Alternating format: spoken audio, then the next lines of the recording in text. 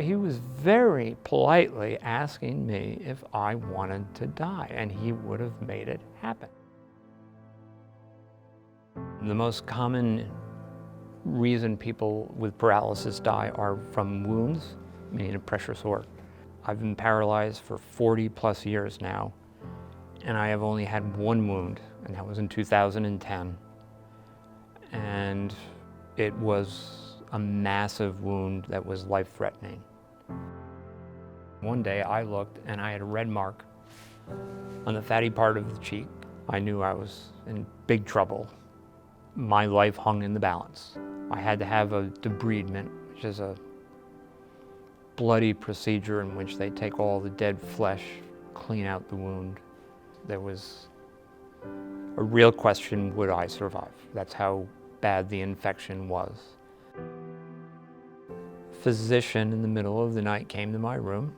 He said, "Are you aware of how sick you are?" And I said, "Yes." And the physician went down a laundry list of things that could happen. That I would most likely go bankrupt because this wound would take up to 2 years to heal. I may never sit up again. That the odds of healthcare covering all the costs that I would be incurred were remote. That I may never work again, I may never sit again. But at the end of this cavalcade, at the middle of the night, he said, "The decision to take life-saving antibiotics are yours and yours alone.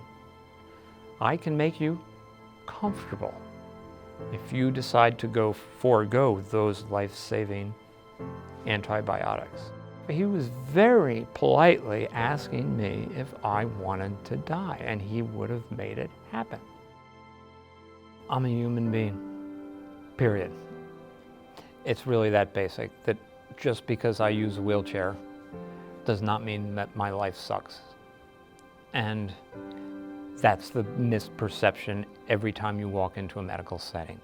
Your life sucks, you're more work for staff, you're a problem. And that's every person I have ever met with a disability has encountered that sort of bigotry. That when you go to a hospital setting, you're going to war. You're not afraid of medical treatment, you're afraid of the good-hearted physician that's going to independently decide you should die.